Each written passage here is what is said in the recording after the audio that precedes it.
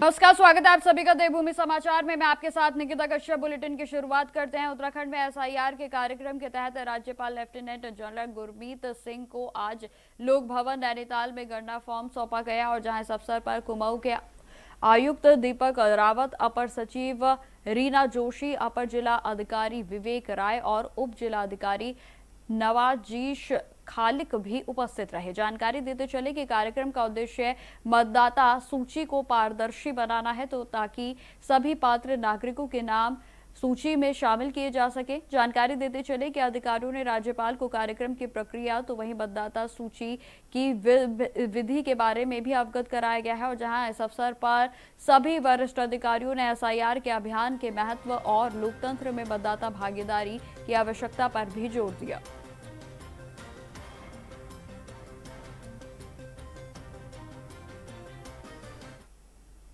उत्तराखंड के मुख्यमंत्री पुष्कर सिंह धामी ने मतदाता सूची के शुद्धिकरण को लेकर एक बड़ा बयान दिया है। उनका कहना है कि प्रदेश में चल रही विशेष गहन पुनरीक्षण यानी कि एसआईआर की प्रक्रिया पूरी तरह से पारदर्शी, निष्पक्ष और नियमों के अनुरूप संपन्न होनी चाहिए ताकि मतदाता सूची में केवल पात्र नागरिकों के नाम ही शामिल रहे। मुख्यमंत्री पुष्कर सिंह धामी ने कहा है कि इस प्रक्रिया के तहत ऐसे लोगों के नामों की जांच की जा रही है जिनकी पात्रता संदिग्ध है। साथ ही साथ राज्य में अवैध रूप से रह रहे घुसपैठियों, प्रदेश से संबंध न रखने वाले व्यक्तियों और मृत हो चुके लोगों के नाम भी मतदाता सूची से हटाए जाएंगे। देखिए, बड़ा अच्छा है। 32 लाख चारधाम यात्री आ गए हैं। आदि कैलाश यात्रा भी हमारी 40 लाख के लगभग पहुंच रही है। जागेश्वर धाम में बड़ी संख्या में आए। पूर्णागिरी में 25 लाख लोगों ने इस वर्ष दर्शन किए हैं और कैंची धाम में भी पर डे 25-30 हज़ार लोगों का आना है। तो आस्था और श्रद्धा का बड़ा एक संगम यहाँ पर हमारे राज्य के अंदर दिखाई दे रहा है और आने वाले समय में हमारा कांवड़ यात्रा भी शुरू होने वाली है, उसकी भी हम तैयारी कर रहे हैं। खबर देहरादून से है, जहां मुख्यमंत्री पुष्कर सिंह धामी ने अल्मोड़ा के लेफ्टिनेंट वीरेश्वर गोस्वामी की शहीद होने पर उनके परिवार से बात कर संवेदनाओं को व्यक्त किया। आपको जानकारी देते चले कि लेफ्टिनेंट गोस्वामी जम्मू कश्मीर के राजौरी में आतंकवाद के विरोधी अभियान के दौरान वीरता के साथ शहीद हुए हैं और जहां मुख्यमंत्री पुष्कर सिंह धामी ने परिवार को सांत्वना दी, तो वहीं आपको जानकारी देते चले कि उनकी ओर से कहा गया कि पूरे उत्तराखंड और देश उनके पराक्रम और बलिदान को कभी नहीं भूलेगा। उन्होंने शहीद के परिवार की सहायता और उन्हें हर संभव सहयोग देने का भी भरोसा जताया। चलिए, आपके लिए तो बहुत उस समय बहुत कष्टप्रद है, लेकिन क्या करें, देश की सुरक्षा में अपने प्राणों का बलिदान किया है ना, और बहुत हम लोगों के लिए सर ऊंचा किया, सबका देवभूमि का नाम ऊंचा किया, देश का नाम ऊंचा किया है। आपका कष्ट मैं समझ सकता हूँ। हम सब लोग आपके साथ हैं ऐसे समय में, है ना। हर तरीके से हम साथ हैं, हम परिवार के लोग हैं, क्योंकि बेटा केवल आपका बेटा जरूर है, लेकिन पूरे देश का बेटा है, पूरे राज्य का बेटा है हम लोगों का, है ना। और हमारी लाइफ जो भी होगा, हम लोग आपके साथ खड़े रहेंगे। आप ऐसे समय में थोड़ा सबको ढांढस बताना है, हिम्मत करनी है आपने, और क्या करें, है ना। बहुत कठिन है आपके लिए, लेकिन अब मन को आपने अपना भी ठीक करना है और परिवार का भी, सभी का, है ना, ध्यान रखना है। ठीक है, अपना ध्यान रखिएगा आप, है ना। दिल्ली के मालवीय नगर में स्थित फ्लोरिश स्टे होटल अग्निकांड प्रकरण में गिरफ्तार उत्तराखंड के शेफ केशव नेगी ने परिजनों से गढ़वाल के सांसद अनिल बलूनी ने मुलाकात की है और जहां सांसद ने परिवार को आश्वस्त किया है कि न्याय की इस लड़ाई में वे उनके साथ खड़े हैं और किसी भी निर्दोष के साथ अन्याय नहीं होने दिया जाएगा। और इससे पहले ही आपको जानकारी देते चले कि अनिल बलूनी ने हरिद्वार के सांसद त्रिवेंद्र सिंह रावत के साथ दिल्ली पुलिस आयुक्त से भी मुलाकात कर मामले की निष्पक्ष जांच की मांग की थी। उन्होंने केशव नेगी को निर्दोष बताते हुए उनके पक्ष को गंभीरता से सुने जाने का भी आग्रह किया। इस पूरे मामले में जनप्रतिनिधियों की सक्रियता देखने को मिल रही है, तो वहीं अनिल बलूनी कि इस कदम को उत्तराखंड के नागरिकों के प्रति उनकी संवेदनशीलता और न्याय के प्रति प्रतिबद्धता के रूप में भी देखा जा रहा है।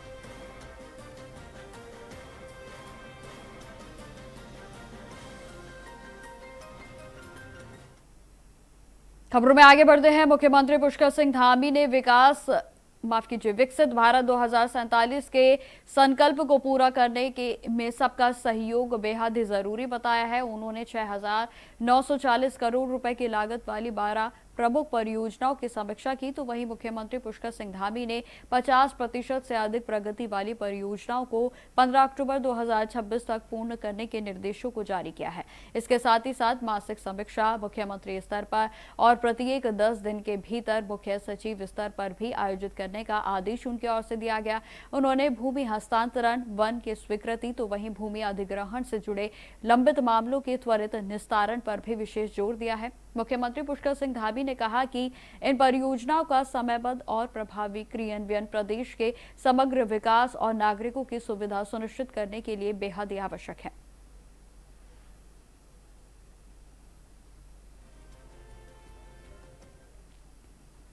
कांग्रेस नेता राहुल गांधी के हाल ही में स्थगित हुए उत्तराखंड के दौरे ने प्रदेश की राजनीति को पूरे तरीके से गरमा दिया है। जी हां, राहुल गांधी के पंतनगर एयरपोर्ट पहुंचने के बाद खराब मौसम के कारण अल्मोड़ा और पौड़ी के कार्यक्रम को रद्द किया गया था और जिसके बाद से ही भारतीय जनता पार्टी और कांग्रेस के बीच आरोप प्रत्यारोप का दौर लगातार शुरू हो गया है।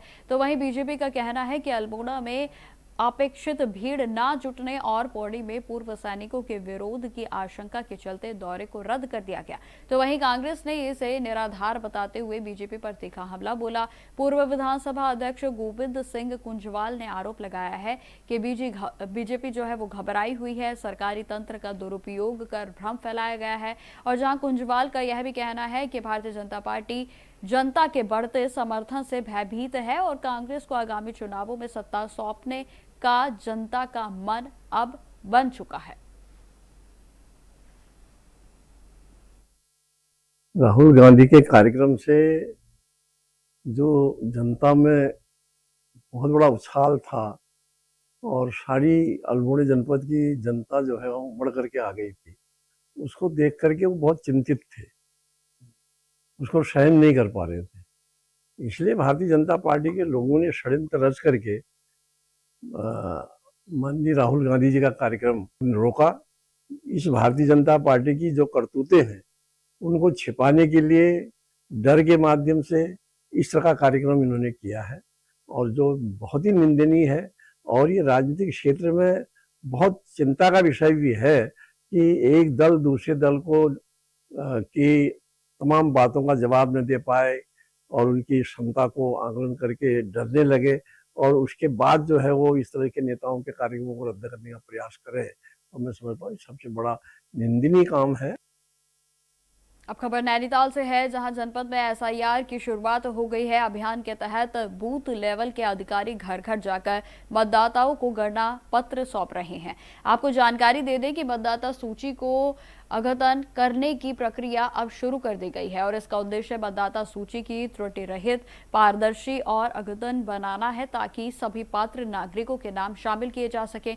जहां अभियान के पहले दिन जिला अधिकारी ललित मोहन रयाल सहित प्रशासनिक अधिकारियों ने स्वयं गणना पत्र को भरकर लोगों को जागरूक किया है और जहां जिलाधिकारी ने कहा कि लोकतंत्र को मजबूत करने में हर मतदाता की भागीदारी बेहद ही जरूरी है और सभी आवश्यक दस्तावेजों के साथ साथ सही जानकारी को उपलब्ध कराएं। उन्होंने यह भी बताया है कि सभी वर्गों, राजनीतिक दलों और नागरिकों के सहयोग से मतदाता सूची को शुद्ध और पारदर्शी बनाया जाएगा। प्रशासन ने बीएलओ को निर्धारित समय में प्रक्रिया को पूरा करने के निर्देश जारी किए हैं।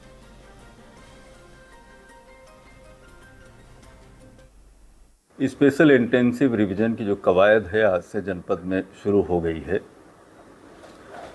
फ्री एंड फेयर इलेक्शन के लिए जो मैंडेटरी शर्त होती है कि मतदाता सूची शुद्ध, पारदर्शी और त्रुटि रहित होनी चाहिए। जो मतदाता हैं, नागरिक हैं, वो बूथ लेवल अफसर को सही अद्यतन जानकारी दें। उनकी प्रोजेनी, पेरेंट्स के नाम या स्पेलिंग्स में कहीं कोई खामियां हैं तो उसे दुरुस्त करवा लें। और जो 1 जुलाई 18 को जिनकी 1 जुलाई 26 को जिनकी अवस्था 18 साल की हो रही है, वो प्रपत्र 6 भर के निकटवर्ती BLO से अपना नाम अवश्य दर्ज कराएं। लोकतंत्र का जो मजबूत स्तंभ है वो फ्री एंड फेयर इलेक्शन पे टिका हुआ है। तो खबरें लगातार जारी रहेंगी। फिलहाल रुकते हैं छोटे से ब्रेक के लिए। तो ब्रेक के बाद फिर से स्वागत है आप सभी का। बढ़ते हैं खबरों की और। खबर जशपुर से है, जहां उधम सिंह नगर जनपद में SIR के अभियान के दौरान मतदाता सूची के सत्यापन और फॉर्म भरने का काम शुरू कर दिया गया है, तो वहीं इसका विरोध भी देखने को मिल रहा है। आपको बता दें कि कई लोगों का कहना है कि बार बार दस्तावेज मांगने और जटिल प्रक्रिया के कारण उन्हें परेशानी हो रही है। BLO नज़मा परवीन ने इस पर कहा है कि कुछ लोग दूसरे वार्ड की सूची में शामिल हो गए हैं या उनके पुराने रिकॉर्ड नहीं मिले हैं, जिससे कि खोजबीन में कठिनाई हो रही है। तो वहीं SIR के लिए 8 जून से 7 जुलाई तक के 1 माह का समय दिया गया है, जिसमें कि वितरण, वापसी, तो वहीं ऑनलाइन प्रक्रिया भी पूरी करनी है। स्थानीय लोगों का आरोप है कि यह नीति वोट कटवाने की रणनीति का हिस्सा है, विशेषकर कि मुस्लिम और सिख आबादी वाले इलाकों में, क्योंकि वे BJP सरकार की नीतियों से असंतुष्ट हैं। लोग ऐसे जो दूसरे वार्ड के हैं, हमारे लिस्ट में आ गए हैं, उनका हमें मालूम नहीं है कि वो कहाँ रहते हैं, कहाँ हैं। कुछ लोग जा भी चुके हैं यहाँ से, जो हमारी ही लिस्ट के थे, उनका भी हमें मालूम नहीं है, तो उन्हें थोड़ा सा तलाशने में हमें दिक्कत आ रही है कि जिनका 2003 का कोई रिकॉर्ड नहीं है, ना माता का, ना पिता का, ना दादा दादी का, किसी का नहीं है उनके परिवार में, तो उन लोगों के लिए भी हमें दिक्कत आ रही है। हमें सब चीज़ों का 1 महीना दिया गया है। वो लोग इन्हें वोट नहीं करते BJP को, उनके एक किसी न किसी तरीके से वोट कटवाने की कोशिश में लगे रहते हैं। ये आज की कहानी नहीं है, ये जब भी MLA MP का इलेक्शन आता है तो ये लोग ऐसी पॉलिसी बनाकर और लोगों के वोट काटते हैं। आप देखेंगे कि जो मुस्लिम इलाके हैं, जो सिख इलाके हैं, उनके वोट सबसे ज़्यादा कटेंगे। खबरों में आगे बढ़ते हैं। अंकिता भंडारी हत्याकांड की CBI जांच को लेकर देहरादून में एक बार फिर से आंदोलन को तेज कर दिया गया है, और जहां अंकिता न्याय यात्रा संयुक्त संघर्ष मंच के बैनर तले बड़ी संख्या में लोगों ने CBI कार्यालय का घेराव किया, जहां आपको बताते चले कि सार्वजनिक करने की मांग भी इस जांच की प्रगति रिपोर्ट की गई, और जहां प्रदर्शनकारियों ने CBI अधिकारियों को ज्ञापन सौंपते हुए कहा कि पिछले 6 माह से चल रही जांच की वर्तमान स्थिति स्पष्ट की जाए, और साथ ही साथ मामले से जुड़े महत्वपूर्ण सवालों के जवाब देने और जांच की प्रक्रिया में पारदर्शिता सुनिश्चित करने की भी मांग की गई है। आज हम CBI के दफ्तर में आए हैं और उत्तराखंड की राजधानी देहरादून में इतना बड़ा दफ्तर बनाया गया है, और यहाँ पे जवाब क्या नहीं मिलेंगे, क्योंकि अंकिता भंडारी केस जो है ये CBI दिल्ली ब्रांच जो है, यानी कि हेडक्वार्टर ब्रांच नहीं, वो इसमें तहकीकात कर रहा है। तो अब सवाल ये उठता है कि हमारे इतने सारे सवाल है कि केस यहाँ पे रजिस्टर हुआ और दिल्ली का ब्रांच जो है अगर इसमें इन्वेस्टिगेशन कर रहा है तो इन्वेस्टिगेशन कहाँ तक पहुँची। ये सवाल है कि जिस केस में नाम आए हैं, क्या ये जानना हमारा अधिकार नहीं है? जब माता पिता कंप्लेंट देते हैं तो उनकी कंप्लेंट पे FIR दर्ज नहीं होती, किसी अनिल जोशी के कंप्लेंट पर FIR दर्ज हो जाती है। तो ये बहुत सारे सवाल है कि आप मामले को क्यों दबाने की कोशिश करें, क्योंकि CBI को वैसे भी केस पैरेट बताया गया है और ये केस पैरेट का काम कर रहे हैं, क्योंकि आज अगर ये नहीं बताते हमारे को कि कौन लोग इसमें इन्वॉल्व है और उनसे आपने क्या जांच करी है, उनको जांच की जद में आपने लिया है, यानी कि गट्टू दुष्यंत गौतम और साथ में अट्टू यानी कि अजय कुमार, हमने तो नहीं दिया ये नाम दिए हैं उर्मिला। खबर हरिद्वार से है, जहां पशुपालन विभाग के तत्वाधान में एक विशेष कार्यक्रम का आयोजन किया गया और जिसमें कि मुख्य विकास अधिकारी डॉक्टर ललित नारायण मिश्र ने प्रतिभाग किया है। जानकारी देते चले कि इस अवसर पर जनपद में AI के क्षेत्र में उत्कृष्ट कार्य करने वाले 12 कार्यकर्ताओं को प्रशस्ति पत्र और पुरस्कार देकर सम्मानित किया गया। कार्यक्रम में CDO ने सभी सम्मानित कार्यकर्ताओं को बधाई देते हुए उनके कार्य की सराहना की। उनका कहना है कि ग्रामीण क्षेत्रों में पशुधन की गुणवत्ता को सुधारने में प्राइवेट AI कार्यकर्ताओं की भूमिका अत्यंत ही महत्वपूर्ण है, और जहां डॉक्टर मिश्र ने विश्वास व्यक्त किया है कि नई तकनीकों के उपयोग और स्वीकृत बजट के बेहतर समन्वय से हरिद्वार के जनपद पशुपालन के क्षेत्र में नई ऊंचाइयों को प्राप्त किया जाएगा। उन्होंने विभागीय योजनाओं को और भी अधिक प्रभावी ढंग से लागू करने पर भी जोर दिया। UID के संस्था से हम जुड़े हुए हैं, सब हम कृत्रिम गर्भाधान का कार्य करते हैं। सभी को उत्कृष्ट कार्य करने के लिए प्रशस्ति पत्र दिया गया डीएम साहब के द्वारा दिया गया, जो हमने पिछले 5-6 सालों से अच्छा काम किया सभी लोगों ने, उसके लिए हमें डीएम के हिसाब से प्रशस्ति पत्र दिया। ये अभी हमें 12 लोगों को मिला है।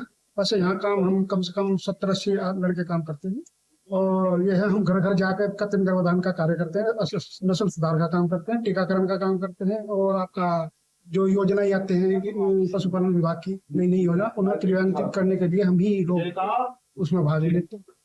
पत्र के साथ तो सिर्फ इसलिए दिया गया जिससे जो लड़के सब उत्साहित हो और आगे कार्य करने में और ज्यादा रुचि रखे, जिससे क्षेत्र हमारे हरिद्वार जिले का नाम ऊपर तक केंद्र सरकार तक जो नाम रोशन हो, इसलिए जो अच्छा काम करें और बढ़ बढ़कर यही और कृत्रिम गर्भाधान और पीढ़ी और पोर्टल पर चलाते हैं।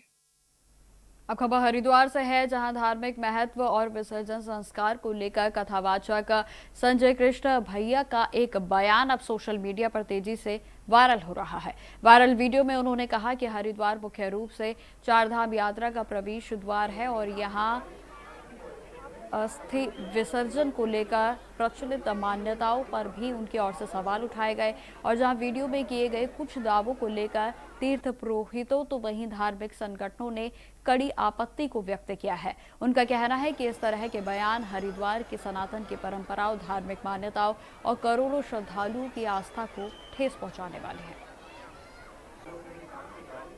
बुरा मत मानना, कुछ लोग हैं आजकल हरिद्वार का चलन है, मैं बुरा नहीं। हरिद्वार क्या है? बद्रीनाथ जाने के लिए। हरिद्वार क्या है? केदारनाथ जाने के लिए। हरिद्वार क्या है? 4 धाम जाने के लिए है, पितृसुरों की क्रिया के लिए हरिद्वार नहीं है। और आप लोगों ने देखा होगा हरिद्वार आप लोग जाते हो तो अस्थि विसर्जन आप चाहो किसी घाट पे नहीं, सिर्फ एक ही घाट है, उस घाट पे ही आप केवल अस्थि विसर्जन कर सकते हो और दूसरी जगह नहीं कर सकते हो।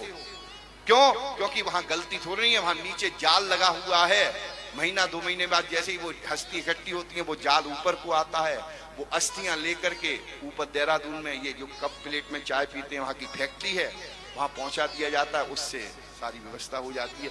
तो कहने का मतलब ये है कि पितृसुरों की सबसे बड़ी क्रिया जो है और सोरों में होती है। आजकल हरिद्वार और हरिद्वार में होने वाली धार्मिक गतिविधियों को बदनाम करने का एक प्रचलन सा चल पड़ा, और ऐसा लगता है कि जैसे नीतिगत तरीके से हरिद्वार के महत्व को कम करने के लिए कुछ लोग देश में हरिद्वार को बदनाम करने का कार्य कर रहे हैं। ऐसे ही एक तथाकथित कथावाचक संजय कृष्ण भैया की एक वीडियो मेरे सामने आई, और उन्होंने अपने हरिद्वार और हरिद्वार में होने वाले अस्थि प्रवाह के विषय में अपने मन के उद्गार और विचार व्यक्त किए, और कुछ ऐसी तकनीक उन्होंने कहीं से इजाद की कि मेरे पास तो शब्द भी नहीं है। अब खबर हरिद्वार से ही है, जहां जिलाधिकारी मयूर दीक्षित के निर्देशन में मुख्य विकास अधिकारी डॉक्टर ललित नारायण मिश्र ने अध्यक्षता में जन सुनवाई कार्यक्रम में आम लोगों की समस्याओं को त्वरित समाधान पर जोर दिया गया, और जहां कार्यक्रम में विभिन्न विभागों से जुड़ी 85 शिकायतें दर्ज की गई हैं, और जिसमें से 43 का मौके पर ही निस्तारण कर दिया गया, जबकि शेष मामलों को संबंधित विभागों को कार्रवाई के लिए भेजा गया है। भूमि विवाद, अतिक्रमण, पेयजल, विद्युत, जल भराव, सफाई और राशन कार्ड जैसी समस्याएं भी प्रमुख रही। तो वहीं मुख्य विकास अधिकारी ने अधिकारियों को सभी शिकायतों का समयबद्ध और संवेदनशील तरीके से समाधान करने के निर्देश दिए। 10 शिकायतें हमें प्राप्त हुई आज, जिसमें 43 शिकायतों का निस्तारण मौके पर किया गया है। बाकी शिकायतें को संबंधित विभाग को परीक्षण करके आवश्यक कार्रवाई के लिए निर्देशित किया गया है। जो हमारी सीएम हेल्पलाइन में जो शिकायतों में पेंडेंसी है, जिसमें 36 दिन से ज़्यादा पेंडेंसी है, और लगातार कुछ विभाग चूँकि टॉप पे बने हुए हैं, तो उनको जो है सख्त चेतावनी दी गई है कि अगर वो शिकायतों का समय से निस्तारण नहीं करेंगे तो उन पर कार्रवाई की जाएगी। खबरों में आगे बढ़ते हैं। देहरादून पुलिस और बदमाशों के बीच ऑपरेशन प्रहार के तहत ऋषिकेश में मुठभेड़ हुई, और जहां चेकिंग के दौरान मुंह पर कपड़ा लपेटे मोटरसाइकिल सवार 2 बदमाशों को पुलिस ने रोकने के बजाय बैरिकेडिंग तोड़कर श्यामापुर की ओर भागते हुए देखा, जहां पीछा करने पर बदमाशों ने पुलिस पर फायरिंग कर दी, और जिस पर की पुलिस ने जवाबी कार्रवाई करते हुए दोनों बदमाशों के पैर में गोली मारी लगी है। जहां आपको बताते चले कि गिरफ्तार बदमाशों के कब्जे से 2 तमंचे, जिंदा कारतूस, तो वही बिना नंबर प्लेट की मोटरसाइकिल को भी बरामद कर लिया गया। एसएसपी देहरादून परमिंदर सिंह डोभाल का इस पर कहना है कि ये दोनों बिहार के हैं, और जहां ऋषिकेश में लूट व फायरिंग की घटनाओं में वांछित भी थे। 3-4 दिन पूर्व एक घटना हुई थी 3 तारीख की रात को कुछ स्थानीय लोगों के द्वारा कुछ व्यक्ति जो वहाँ पर शराब पीने की घटना में लगे थे, कुछ शराब पी रहे थे, उनको जब टोका टाकी की गई तो आपस में झगड़ा और बाद में उनके द्वारा गोली चलाई गई थी, जिसमें 2 स्थानीय लोग घायल हुए थे और इसमें इस गुत्थम में एक व्यक्ति पकड़ा गया था। बाकी 2 लोग जो अभियुक्त थे वो वहाँ से फरार होने में सफल रहे थे। जब इससे पूछताछ की गई थी, जो अभियुक्त पकड़ा गया था उसने कुछ हमें जानकारियाँ दी थी और क्योंकि ये जो लोग वहाँ से फरार हुए थे वहीं वो जंगल की ओर को भागे थे, तो लगातार हमारी टीमें कॉम्बिंग में भी लगी थी और चारधाम यात्रा के दौरान पुलिस और रात के समय जो पुलिस का द्वारा जो कार्रवाइयाँ हमारे द्वारा की जा रही हैं, इसमें चेकिंग अभियान एक महत्वपूर्ण इसमें रहा है। चेकिंग के दौरान ऑपरेशन प्रहार में भी लगातार हम लोग इस पुरानी घटना को भी ध्यान में रखा हुआ था। उन लोगों की कुछ संदिग्ध जो हमारे पास जानकारियाँ थी उसके आधार पर भी हम लोग काम कर रहे थे। इस बीच कल रात के समय ये सूचना पुलिस को मिली थी कि वही संदिग्ध जो लोग हैं वो चेकिंग के दौरान दिखाई दिए हैं।